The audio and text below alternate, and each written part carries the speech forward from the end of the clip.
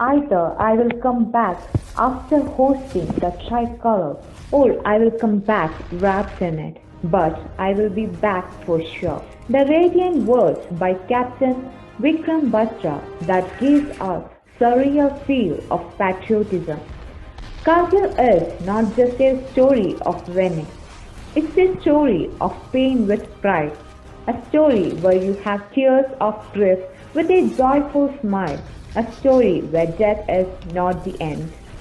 Let us salute the brave martyrs who gave their lives for their motherland and her children. We can never forget the heroic victory of Indian soldiers in recapturing the mountain heights that were occupied by the Pakistani army on July 26, 1999, the Kargil War. Indian army forces fought valiantly against the Pakistani infiltrators despite all the odds for over 60 days. They fought until the end, having not budged, and they were selfless and undaunted, and they gave us Kargil Vijay Divas. Today, we have a great presence from the glorious Indian Armed Forces, respected Brigadier M.D. Chako sir. Brigadier M.D. Chako sir retired from his illustrious service of 35 years in 2018. During his service, he had been awarded with many gallantry and distinguished service medals and decorations, and held many staff and teaching assignments too. He was the group commander of NCC Group Kottayam and was the Deputy Director General of Army Recruitment, controlling the recruitments from Uttar Pradesh and Uttarakhand. Post retirement, he was selected as the first Chief Administrative Officer of Indian Institute of Management at Bodh Gaya, Bihar. Presently, resigned from that job, he is engaged in motivating deserving youngsters to join Indian Defence as a lifetime commitment and profession. He conducts classes as his personal passion and also as a means to live up to his profession of arms.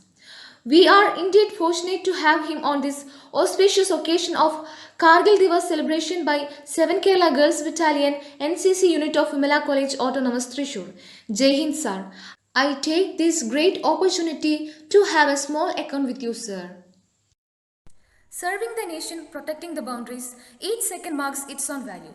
Sir, could you please share the moments of the day on which you got the word into the Indian Armed Forces? Yes, I do understand that serving the nation and protecting the boundaries of your country is the prime duty of any soldier. A military outfit is organized, uh, constituted, equipped, and trained to undertake this responsibility to its fullest requirement. Uh, I was commissioned in the year 1985 on 14th December into the 9th Battalion of the Maratha Light Infantry Regiment. When I say Maratha Light Infantry is a regiment which basically has troops from Maharashtra predominantly and also from Karnataka and the areas of Deccan Plateau. Now, as a young second lieutenant, at that time the first rank which used to be given was 1 star, which means you become a second lieutenant. So after the passing out, we generally go to the regimental center, which is at Maratha Light Infantry Regimental Center, which is at Belgaum. And after staying there for almost around 2 weeks' time, you are sent to your parental unit, that is 9th Battalion of the Maratha Light Infantry. The unit was deployed in Binagudi in West Bengal. Actually, they were in the peace tenure. Peace tenure means generally an infantry battalion gets a peace tenure and then a field tenure. A field tenure is has more responsibilities and duties in combat role, and a peace tenure is basically meant for recouping yourself and also for conducting training. So the unit was in the peace role, and they were deployed. They were located in Binagudi. I reached there.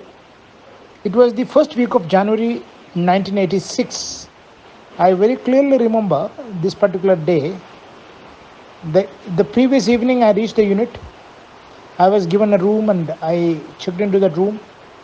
Next day morning was the physical training parade, as usually you have in the infantry battalions, and at 6 o'clock we were supposed to march off for our physical training activity.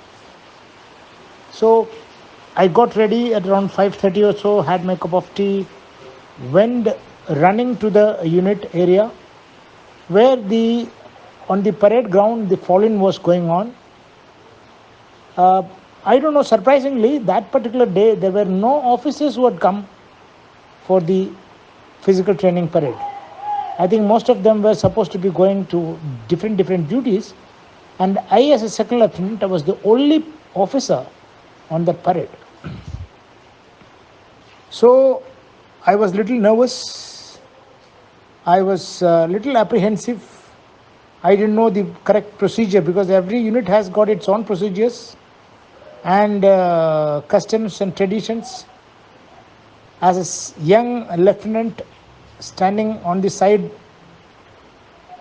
the parade was brought to attention by the Subedar Major of the battalion. The Subedar Major is the person who gives the report to the adjutant. So the Subedar Major brought the entire physical training parade into the attention, and he turned about and he was looking for the adjutant to take the report. But as I told you, there were no officers other than me. So somebody from the side told me, "Sir, please go and take the report." So I ran with a lot of confidence, stood in front of the Subedar Major. The Subedar Major ran towards me, put a thumb, and he gave me the report. 9th Battalion, the Maratha Regiment, so many junior commissioned officers and other ranks had present for the physical training parade. I, with confidence, took the report, and I told the Subedar Major to march off the parade and take them for the routine physical training activity. So this was the first day I remember very clearly in my unit. And this junior commissioned officers, after the marching off of the parade, they all came running to me. They said, "Sir, your confidence is really, really remarkable.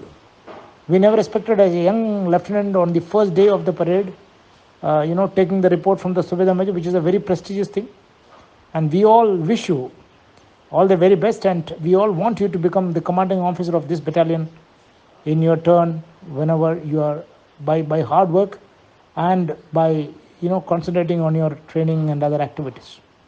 So I very clearly remember, and I am proud to say this, that the words of those junior commissioned officers have come true, and I became a commanding officer of that battalion regiment, that particular regiment, in the year 2003 and 4.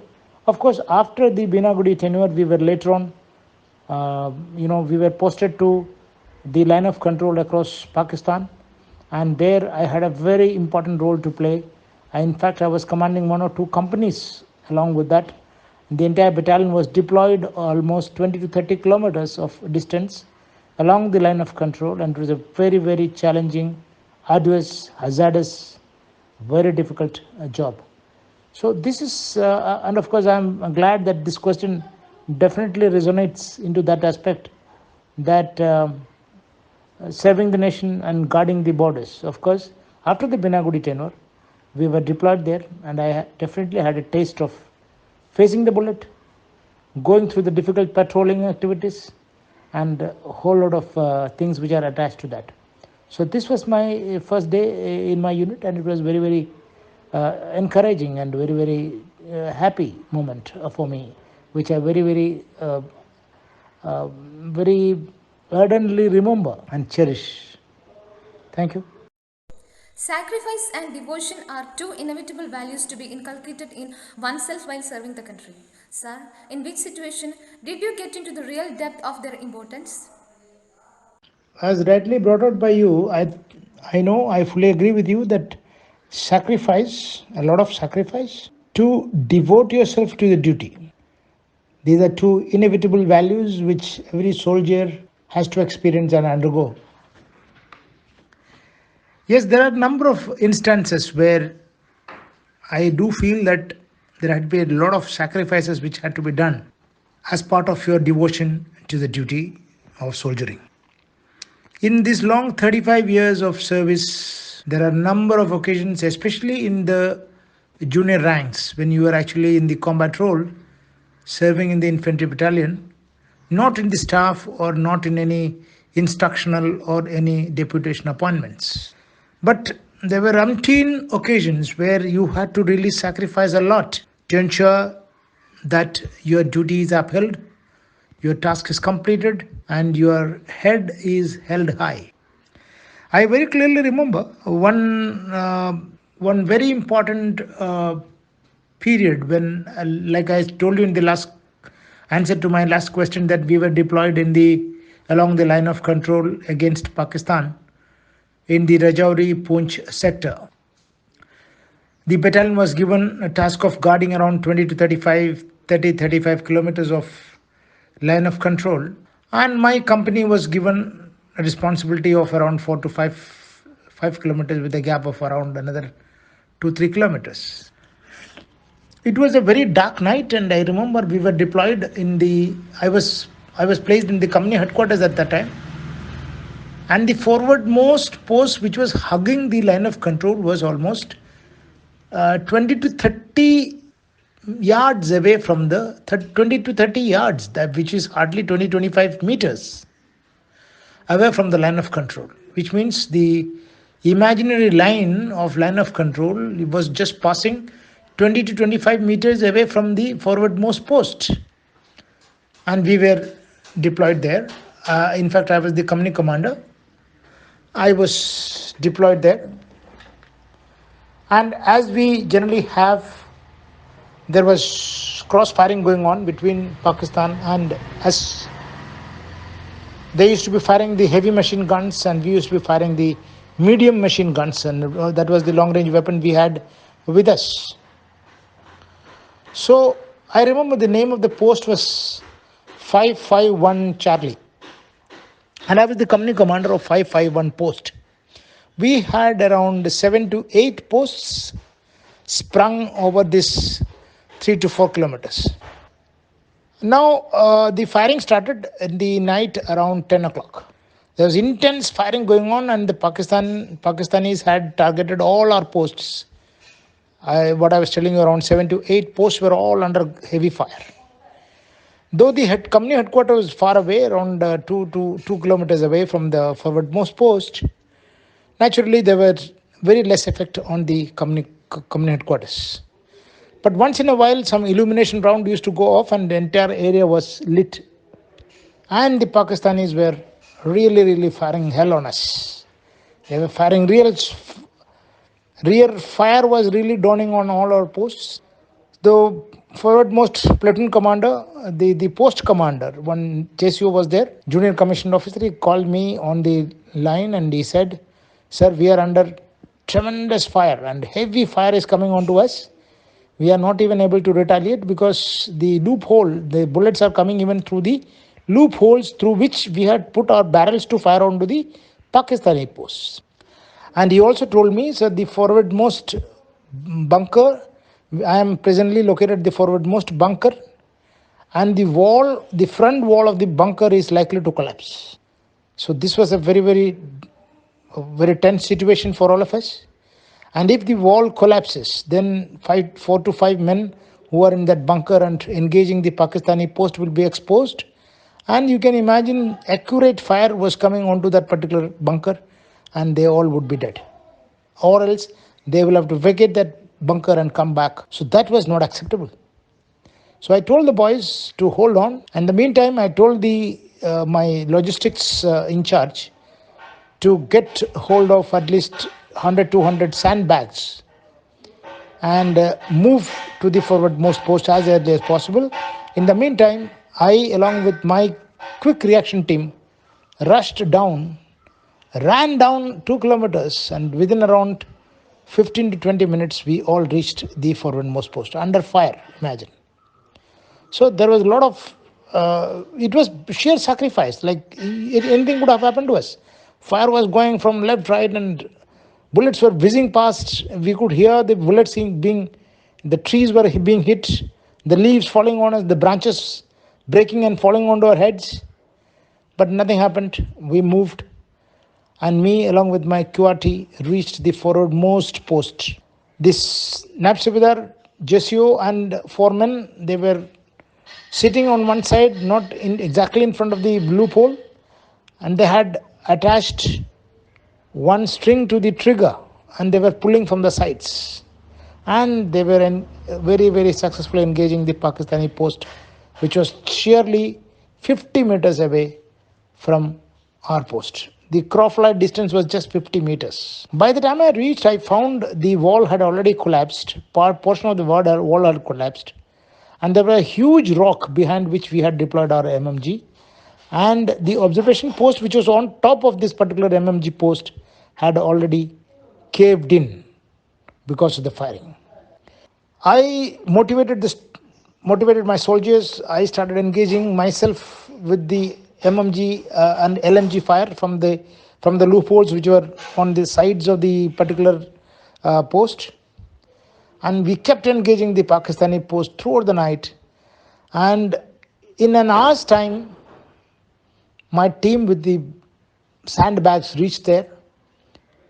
I told the boys to immediately fill up the sandbags, and the sandbags were filled, and the bunker which had already collapsed, the wall of the bunker which had collapsed, they were strengthened, they were riveted back, and thus we did not give up. We engaged the enemy very effectively, and by the time I reached, my boys were very, very up. Their morale was really high. They were extremely happy.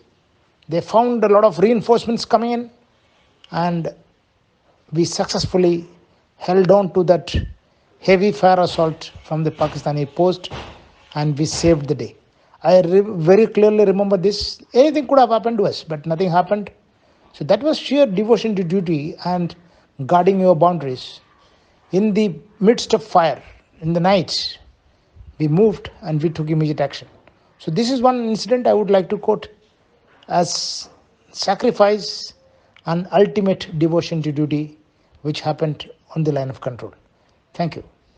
A soldier is well known as a disciple of strict obedience. Sir, have you ever faced a challenge where you had to follow a particular superior order, but to your heart it was an unacceptable mistake? Yes, a soldier is definitely required to be highly obedient. Obedience is the hallmark of a soldier. You must have all heard this very famous idiom, first obey and then complain. Of course, there is no complaint. A soldier never complains. A soldier only suggests. Because a complaint is something which is belligerent. So, I remember very clearly there was an incident when I was posted in the Rashtriya Rifles. I was on a deputation to the Rashtriya Rifles, which were deployed in the anti-terrorist operations in the area of Surankot, Jammu and Kashmir. We were supposed to be guarding almost 500 square kilometers of area against any terrorist activities. So I was a company commander there. I was told that as part of a huge operation, a big operation, wherein there was very clear information that a group of 10 to 15 terrorists have been infiltrated into, and they had established a base there, and from that base they were supposed to be carrying out their operations. This was this particular expected area of terrorist deployment was along the Vansi Ridge in Poonch area. And it is a total, those areas where actually no human beings used to be staying there. It was in total wilderness and desolated place, absolutely away from the habitat of local people. And I was asked to take my company and deploy with a platoon, deploy along the topmost point of the Vansi Ridge.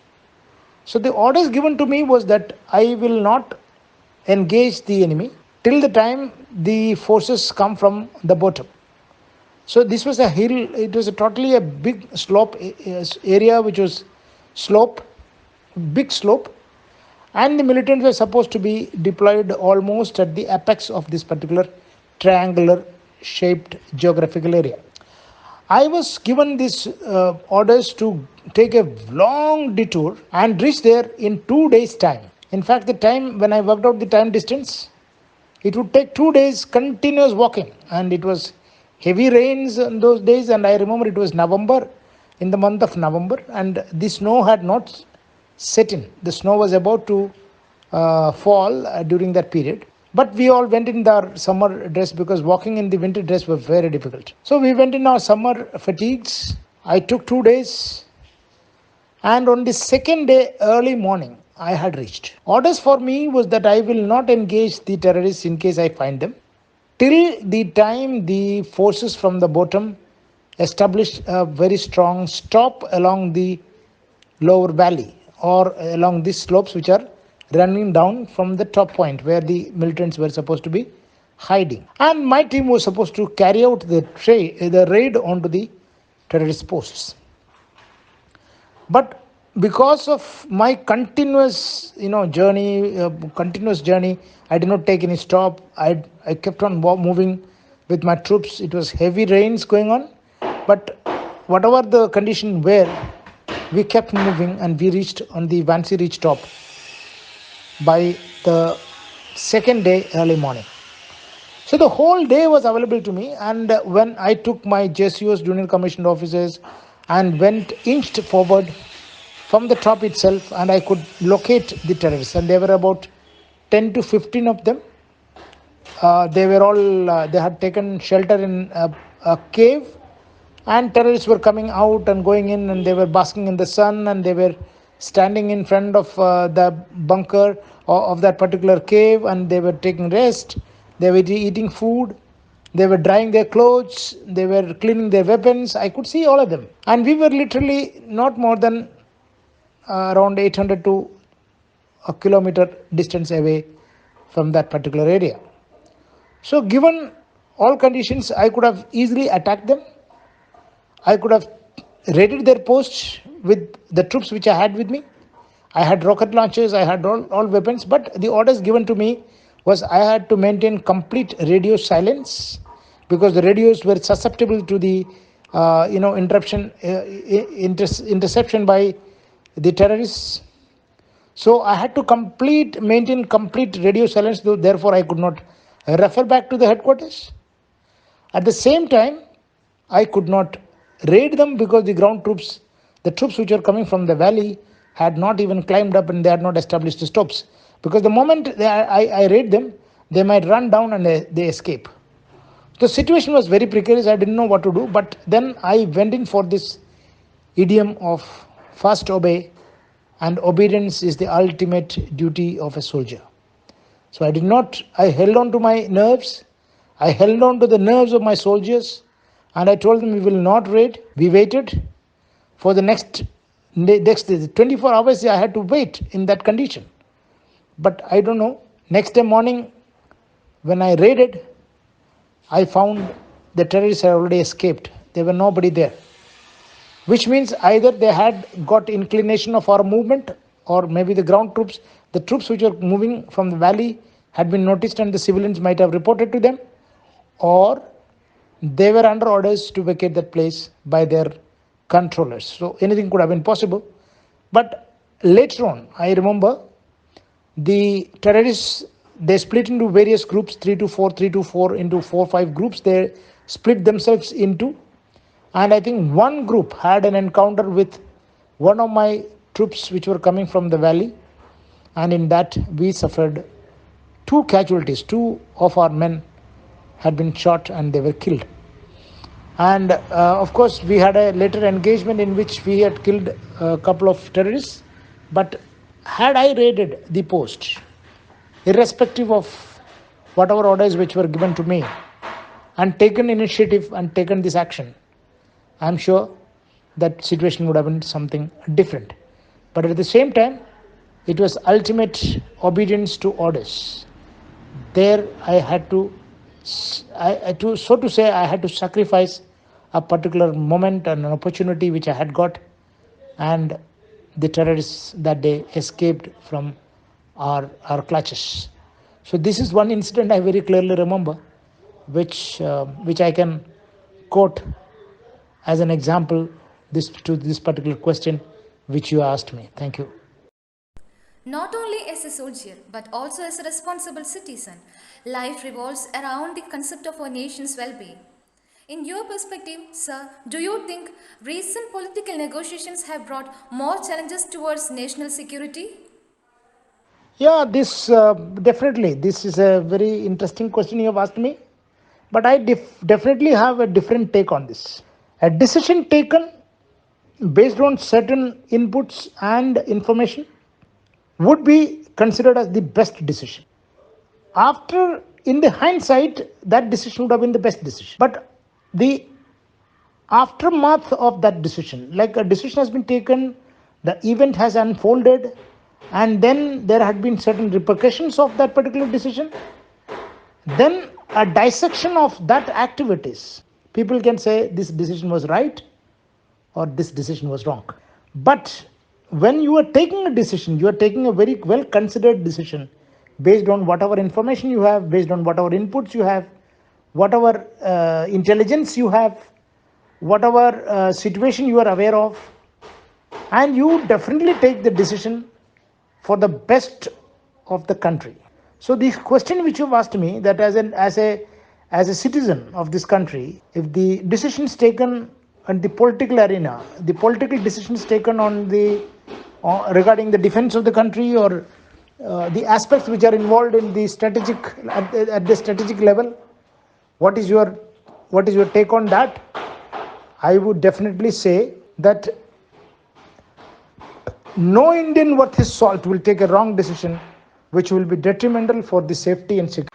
To continue, I would like to say that uh, any politician, a politician is of course a countryman. He is a patriot. He is a man who has taken a decision, and I am sure that for political gimmick, no decisions will be taken. Such frivolous decisions will not be taken, which will be endangering the integrity, sovereign, status of the country. Definitely not. So, to me, any political decision will be a very, very considered decision taken by the government, who has inputs of various kinds. A soldier will not have so much of inputs, diplomatic, from the diplomatic level, from the international arena, from the bilateral relations, decisions which are emanating from the bilateral relations, from the economics point of view. There will be so many factors which will be factored in, and the decisions which will be taken at the highest level will always be, to my mind, will be the best decision taken if taken in the interest of the country.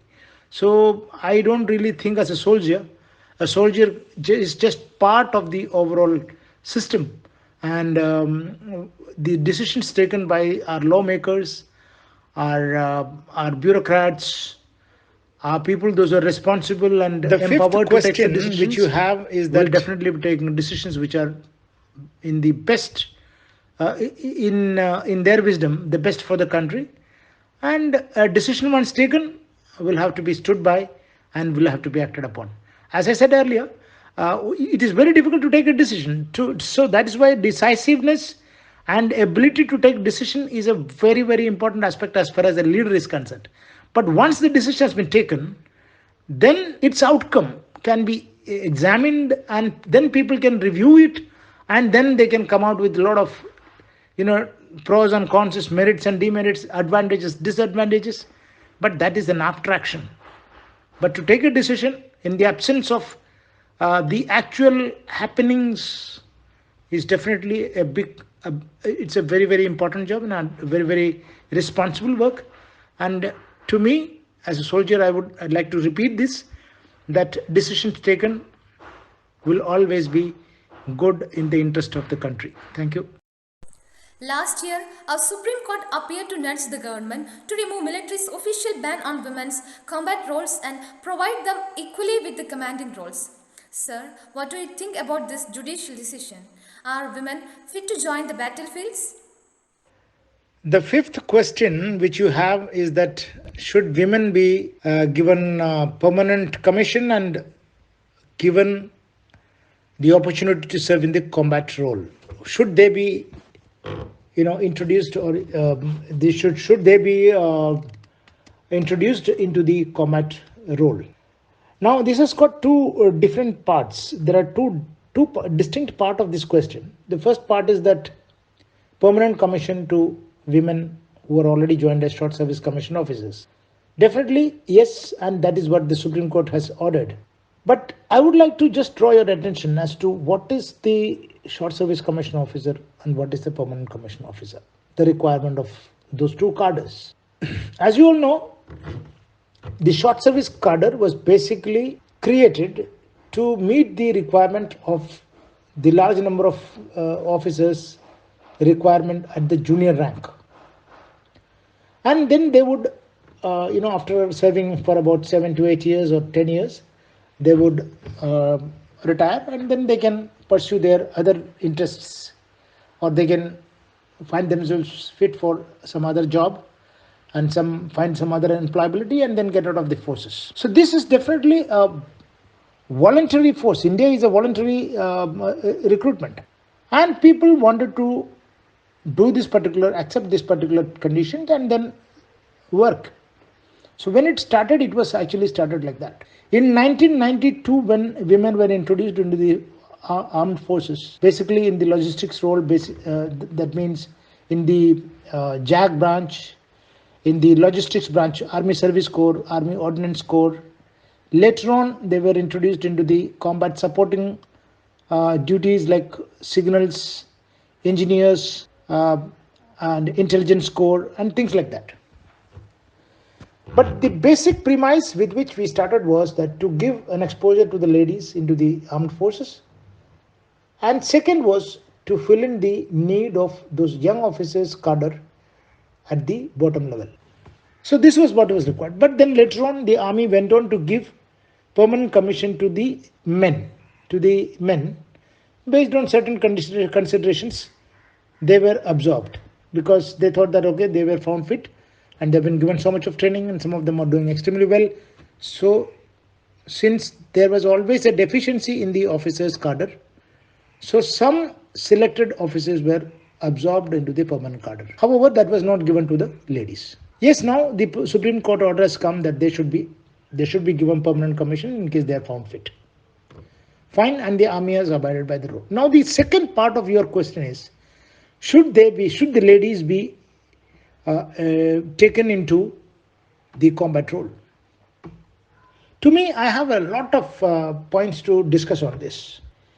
I know that United States of America started introducing women in the year 2016. Canada, Israel, Israel started way back in 1989.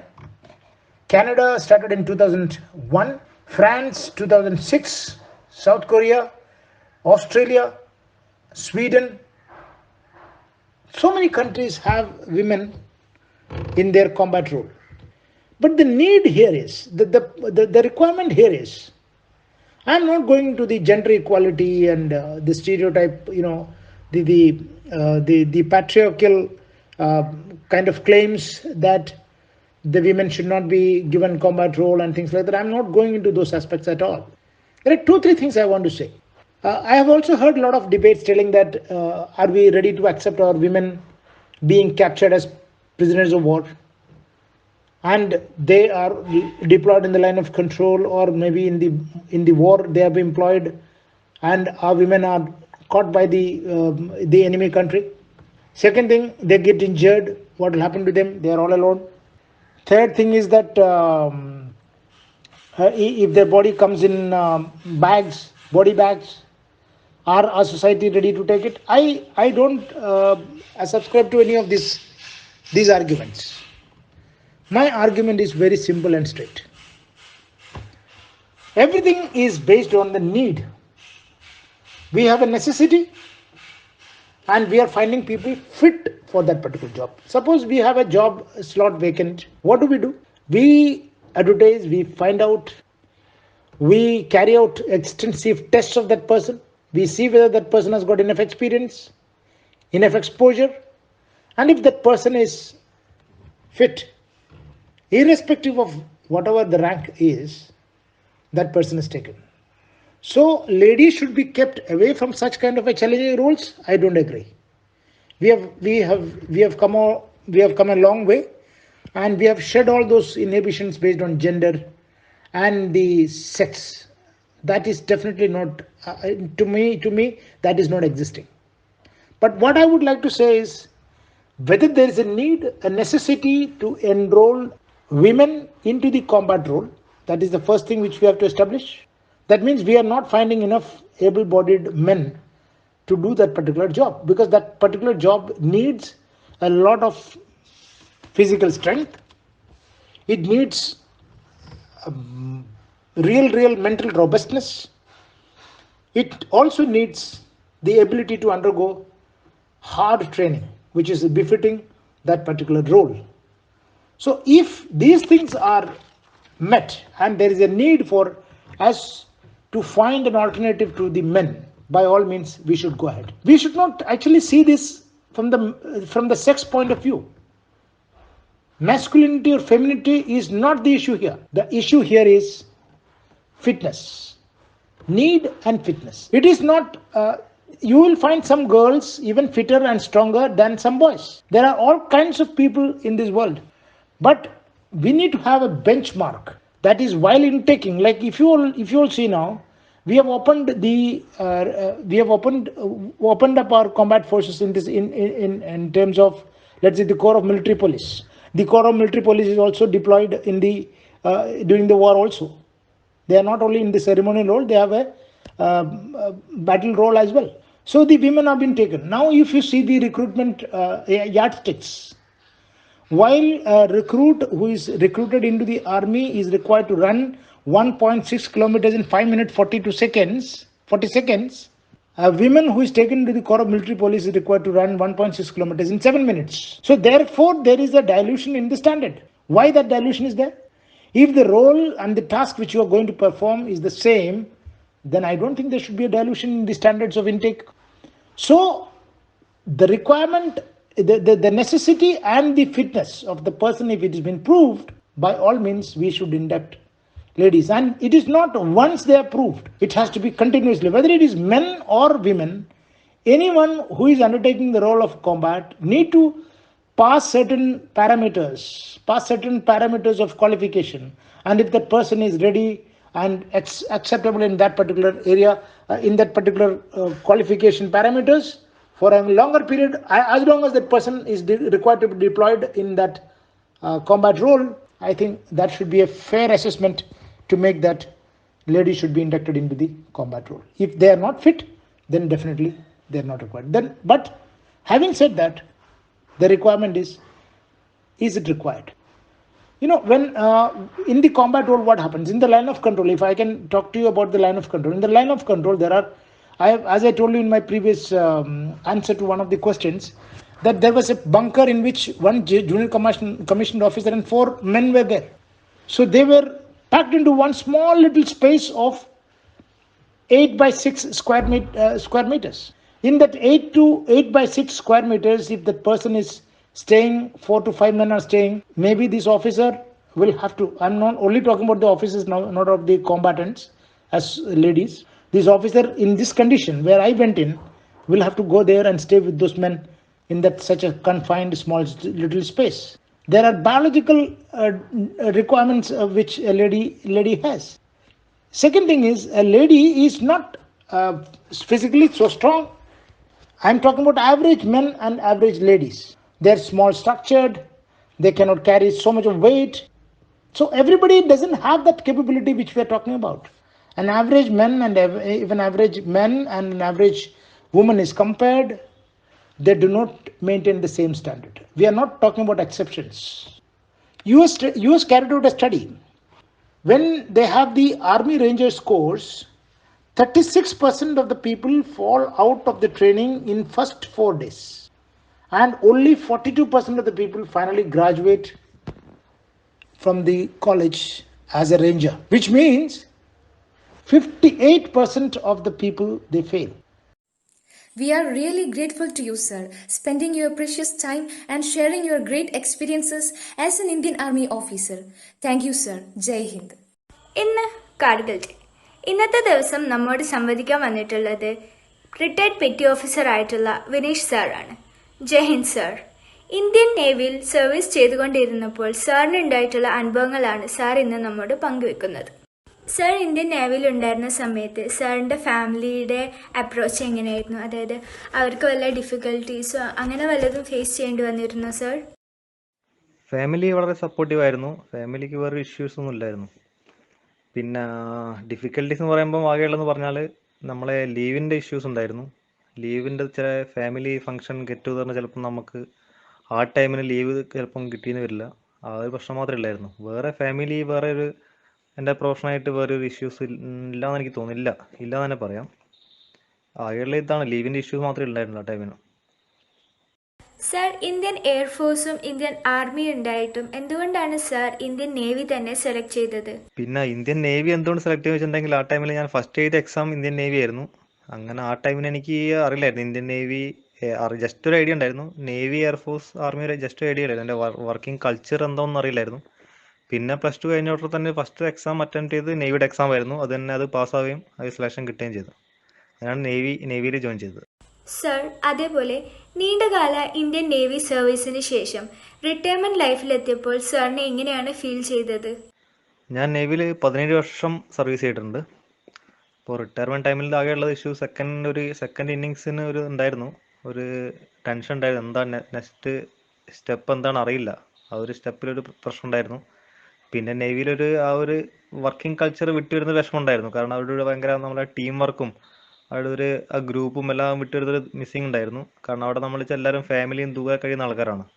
അപ്പം നമ്മൾ അവിടെ ഒരു family ആയിട്ടാണ് നമ്മളെല്ലാം work ചെയ്തുകൊണ്ടിരിക്കുന്നത്. അത് ആ ഫാമിലിയിൽ നിന്ന് വരുമ്പോൾ ഒരു വിഷമം ഉണ്ടായിരുന്നു. പിന്നെ ഒരു സെക്കൻഡ് കരിയറിൻ്റെ നെക്സ്റ്റ് ഒരു എന്താണ് അടുത്ത സ്റ്റെപ്പ് എന്നുള്ളത് എന്താ അറിയില്ല, ഒന്നും നമ്മൾ അതിൻ്റെ ഒരു ടെൻഷൻ ഉണ്ടായിരുന്നു, എന്താണ് അറിയാത്തൊരു ആ ഒരു. സാറിൻ്റെ നേവി ലൈഫിൽ സാറിന് ഒട്ടും മറക്കാൻ പറ്റാത്ത ഒരു എക്സ്പീരിയൻസ് നമുക്ക് വേണ്ടി ഷെയർ ചെയ്യാമോ സാർ? ടീം വർക്ക് നമ്മൾ ശരിക്കും മിസ് ചെയ്യും. കാരണം ഒരു ഡിഫൻസ് ഫോഴ്സിലെ ടീം എന്ന് പറയുന്നത് ഒരു വല്ലാത്തൊരു ബോണ്ടിങ് തന്നെയാണ് ടീം. കാരണം എല്ലാവരും ഫാമിലിയിൽ നിന്ന് വിട്ട് ദൂരെ കഴിയുന്ന ആൾക്കാരാണ്. അപ്പം എല്ലാം നമ്മളെന്താണ് ഒരു ഫാമിലി തന്നെയാണ്. എല്ലാം നമ്മൾ പുറത്ത് പോകുന്നതും വർക്ക് ചെയ്യുന്നതും എല്ലാം ഒരുമിച്ചാണ്. അത് നല്ലൊരു എക്സ്പീരിയൻസ് തന്നെയാണ്. അത് പ്രത്യേകിച്ച് നമ്മൾ അത് ഇന്ത്യയിലുള്ള മൊത്തം ആൾക്കാരുണ്ട്, അതാണ് എല്ലാ കൾച്ചറിലും ജീവിക്കുന്ന ആൾക്കാർ ഉള്ള ഒരു ഗ്രൂപ്പാണത്. അപ്പോൾ രസമാണത്. എല്ലാ അവരവരെ അപ്പം നമ്മളെ ആഘോഷങ്ങളും അവരവരെ ആഘോഷങ്ങളൊക്കെ ചെയ്യുമ്പോൾ നമ്മളെല്ലാവരും കൂടിയാണ് ആഘോഷിക്കുക. അതൊരു പ്രത്യേക രസമാണ്. തമാശകളും എല്ലാം നിറഞ്ഞൊരു ജീവിതമാണത്. സർ, അതേപോലെ നമുക്ക് എല്ലാവർക്കും അറിയുന്നതാണ് ട്രെയിനിങ് ടൈമിലുള്ള പണിഷ്മെന്റ്സ്. ഈ ഒരു പണിഷ്മെന്റ്സ് ഒരു ബെറ്റർ ഓഫീസർ ആക്കാൻ സഹായിക്കുന്നുണ്ടോ സർ? ട്രെയിനിങ് പീരീഡിലൊക്കെ നന്നായി പണിഷ്മെൻ്റ് ഒക്കെ കിട്ടും. കാരണം നമ്മളൊരു ഡിഫൻസ് ഫോഴ്സ് അറിയപ്പെടുന്ന ഒരു ഡിസിപ്ലിൻ്റെ പേരിലാണല്ലോ. അപ്പോൾ നമ്മൾ ഡിസിപ്ലിൻ വിട്ട് തിരിച്ച് വേറെ ഡീവിയേറ്റ് ചെയ്ത് പോകുമ്പം പണിഷ്മെൻറ്റ് കിട്ടും. അത് നമ്മളൊരു നല്ലൊരു ഇതിൽ ഒരു ഡിസിപ്ലിനറി മാൻ ആക്കാൻ വേണ്ടിയിട്ടുള്ള സംഭവമാണ്. അത് നല്ലത് തന്നെയാണ്. അതുകൊണ്ടൊക്കെയാണ് ഡിഫൻസ് ഫോഴ്സിൻ്റെ ആ ഡിസിപ്ലിൻ മെയിൻറ്റെയിൻ ചെയ്ത് പോകുന്ന തുടക്കമുള്ള ബേസിക് ട്രെയിനിങ് കിട്ടുന്ന ആ കുറച്ച് പണിഷ്മെൻ്റാണ് അവരെ ഫ്യൂച്ചറിലേക്കുള്ള ഒരു നല്ലൊരു സോൾജറായിട്ട് വാർത്തെടുക്കുന്നത്. സാറിൻ്റെ വിലപ്പെട്ട സമയം നമ്മളോട് കൂടെ ഷെയർ ചെയ്തതിനും അതേപോലെ ഇന്ത്യൻ നേവിയെക്കുറിച്ചും ഇന്ത്യൻ നേവിയിൽ സാറിനുണ്ടായ എക്സ്പീരിയൻസ് നമുക്ക് ഷെയർ ചെയ്തു തന്നതിൽ വളരെയധികം നന്ദിയുണ്ട് sir. Thank you sir and Jai Hind sir. On behalf of the entire 7th Kerala NCC Girls Battalion of Vimala Autonomous College, I welcome retired Wing Commander George H. Jones, who is an astute and mission-oriented professional with about 30 years of experience in the Indian Air Force, primarily covering training and development and human resource management. As part of our Kargil Vijay Divas celebrations, I am more than happy to have an account of His Excellence, Sir George H. Jones has completed an MA in English Literature from Maharajas College, Ernakulam, and his B.Ed in the same from Annamalai University. He received his professional training in Junior Commander's course from Air Force Administrative College, Coimbatore, in Advanced Security and Intelligence course from Air Force Intelligence School, Pune, and in Advanced English Proficiency course from English and Foreign Language University, Hyderabad. Some of his noted career accomplishments are that he was handpicked to work as the associate editor of the first ever coffee table book of Training Command. He has served 2 commendations from Air Force Commanding-in-Chief of Training Command, IAF, for meritorious service. He has served as the executive editor of the Aerospace Safety, a premier monthly magazine of the Air Force. He has headed the HR session in the various IAF stations, in addition to the primary duties of education officer. He has had 5 posting in training establishments in Bangalore, Chennai, and Coimbatore. Apart from the tenures at New Delhi, Rajasthan, Gujarat, and Punjab, he was also a trainer in communication skills and public speaking. He has also served as the station security officer in a frontline base. He was actively involved in organizing common admission tests on a large scale for the induction into the IAF.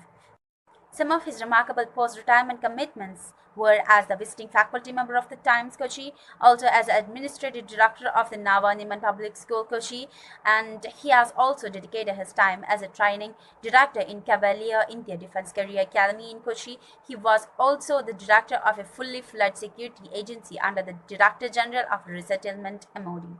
Words would never be enough to welcome you, sir. Sir, how was your feeling, or what was your feeling on the day when you got selected into Indian Air Force? Could you please share your experience of that moment?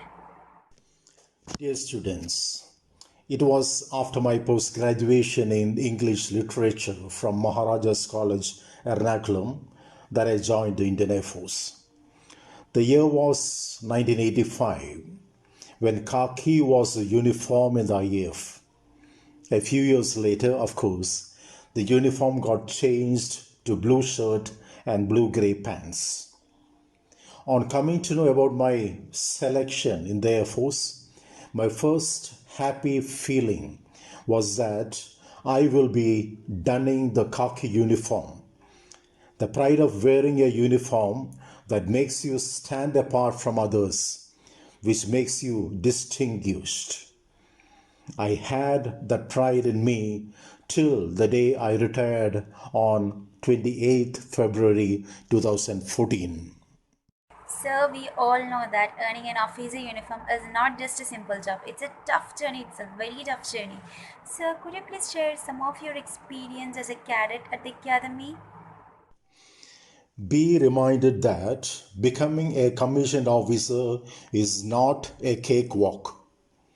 The training is really tough. But by the end of the training, you are molded into an officer and a gentleman who is strong, both mentally and physically. You are groomed to become a leader with good sense of responsibility, reasoning ability, power of expression, initiative, self-confidence, courage, and so on. As cadets, everyone puts in their best because the aim is clear: to become a good officer.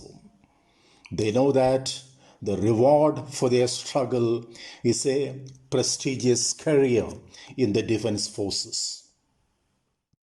Sir, during your long years of service at different locations, you must have gone to so many beautiful places, and I really meant that.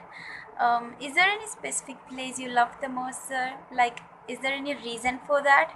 Well, I have served in the northwestern states of Punjab, Rajasthan, and Gujarat, and cities like Delhi, Bangalore, Chennai, and Coimbatore. Since you have asked me, I should say that the tenure that I enjoyed the most was Tambaram in South Chennai, where I was in charge of conducting in-service courses for officers and airmen. I was in the education branch of the Air Force. Okay. And teaching gave me a lot of satisfaction. There at Tambaram, it was just teaching and nothing else. Unlike many other stations where education officers are assigned other administrative jobs too. Doing a job that you like doing, I repeat, doing a job that you like doing gives a lot of satisfaction.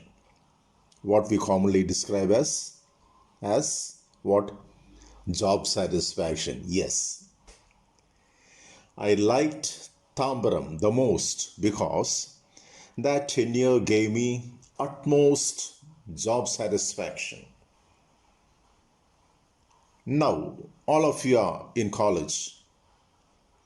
After your studies, when you try for a job, look for a job that will give you job satisfaction.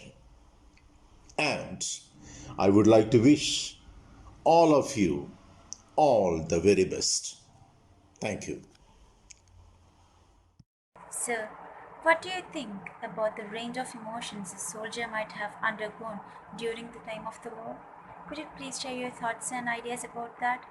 A very good question, and I should say a rare question too. For a soldier who is engaged in real war, the most common physical response will be an increase in heart rate. Like most of you would have encountered some terrifying moments in life which made your heart beat faster. Yes or no? Yes. But as far as a soldier at war is concerned, it is an environment that may continue for days, weeks, months, or years.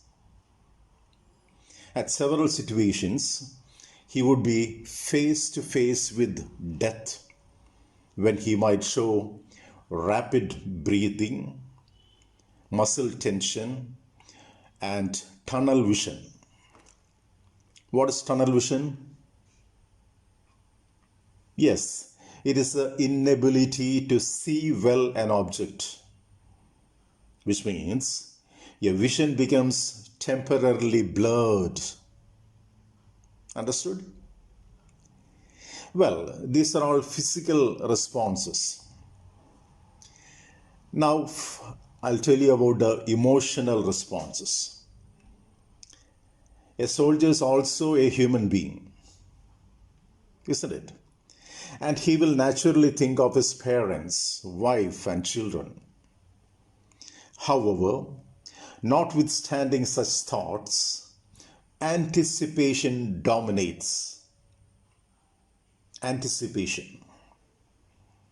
It is that feeling of anticipation which gives him the courage and confidence to face the enemy and fight the war. If fear comes, things will not happen favorably.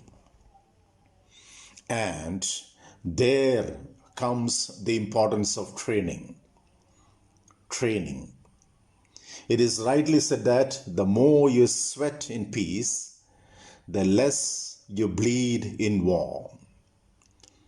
The operational activities carried out and practiced during peacetime will decide as to who wins and who loses in a war. Because in war, there are no runners up. Sir, with all due respect, can I ask you something? Is there anything we civilians should understand about our defense force? First and foremost, let me thank you for asking me such a question. Every civilian of India, which includes all of you, is able to sleep peacefully because our soldiers are staying alert at the borders day and night. In Siachen Glacier, temperatures go up to minus 60 degrees Celsius. Can anyone tell me where Siachen is located? Yes, it is one of the world's longest mountain glaciers, lying in the Karakoram range of Kashmir near the India-Pakistan border, extending about 70 kilometers from north-northwest to south-southeast. Therefore, what I wish to convey is that all of us should be thankful to the Army, Navy, and Air Force for guarding our land, sea, and airspace. Life at the borders in rough terrain is not cozy and comfortable. Indeed, the soldiers are sacrificing their comforts for the citizens of the country. So let us be grateful to them and support them when needed. The government makes adequate budgetary allotments every year for defense procurements so as to keep the forces well equipped and technologically advanced. But it is the man behind the machine that matters. We should keep his morale high and help in keeping our flag high. I want all of you to say Jai Hind. Once again, say Jai Hind. Thank you. Thank you for spending your precious, valuable time with us. We are enlightened by hearing your valuable thoughts and words. We thank you on behalf of our Vimala College NCC unit. Once again, thank you, sir. Jai Hind.